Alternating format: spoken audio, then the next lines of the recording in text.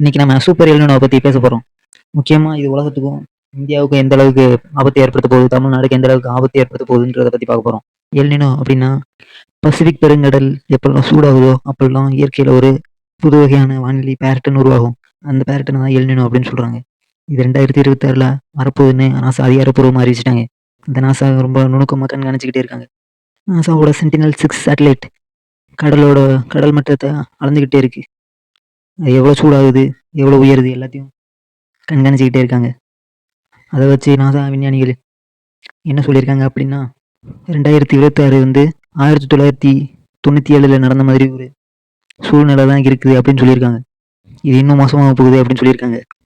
NOAA data என்ன சொல்லுது அப்படின்னா இந்த எல்னினோ வந்து இன்னும் ரொம்ப வலுப்பெற்று நவம்பர் 2026 அதிலிருந்து ஜனவரி 2027 இந்த இடைப்பட்ட நேரத்தில் ரொம்ப மோசமான விளைவுகளை ஏற்படுத்தும்னு சொல்லியிருக்காங்க. இது இந்தியாவுக்கு எந்த அளவுக்கு பாதிப்பை ஏற்படுத்தும் பார்ப்போம். IMD என்ன சொல்லியிருக்காங்க அப்படின்னா வழக்கமாக பெய்கிற மழையை விட 90% மழை கம்மியாக தான் பெய்யும் அப்படின்னு சொல்லியிருக்காங்க. ஏற்கனவே கம்மியாக தான் பெஞ்சிருக்கு இந்த வருஷம். இதனால என்ன ஒன்று தண்ணி பிரச்சனை வரும், அறுவடை பண்ணுறதுல பிரச்சனை வரும், சாப்பாடோட விலை அதிகமாகும். முக்கியமாக தென்னிந்தியாலையும் மத்திய இந்தியாலையும் மகாராஷ்டிரா, கர்நாடகா, மத்திய பிரதேஷ் இந்த மாநிலங்கள் தான் அதிகமாக பாதிக்கப்பட போகுது.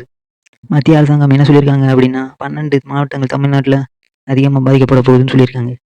அரியலூர், தருமபுரி, திண்டுக்கல், கிருஷ்ணகிரி, நாமக்கல், நீலகிரி, பெரம்பலூர், ராமநாதபுரம், திருச்சி, திருப்பத்தூர், வேலூர், விருதுநகர்.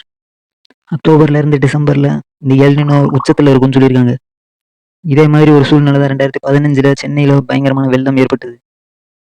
எல்னினோ ஒருவேளை ஆகஸ்ட்லயோ இல்லை செப்டம்பர்லயோ வலுவானுச்சு அப்படின்னா சென்னையில் மறுபடியும் வெள்ளம் வர வாய்ப்பு அதிகம்.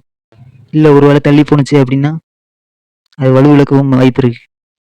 அதனால அரசாங்கம் என்ன பண்ணணும் அப்படின்னா கூவம், அடையாறு இந்த மாதிரி கால்வாய்கள் எல்லாம் தூர் வரணும். முக்கியமா மத்திய அரசாங்கம் விவசாயிகளுக்கு என்ன ஆலோசனை பண்ணியிருக்காங்க அப்படின்னா இந்த 12 மாவட்டத்தில் இருக்கிற விவசாயிகள் எல்லாரும் வளர்ச்சியை தாங்குற சாப்பாடோட அறுவடை பண்ணணும்னு விவசாயிகளுக்கு எச்சரிக்கை கொடுத்துருக்காங்க.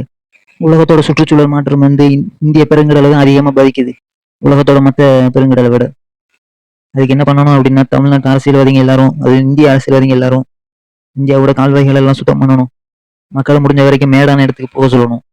விவசாயிங்களுக்கு அவேர்னஸை கிரியேட் பண்ணணும். மக்களுக்கு எச்சரிக்கை கொடுக்கறதுக்கு தொழில்நுட்பத்தை சரியாக பயன்படுத்தணும்.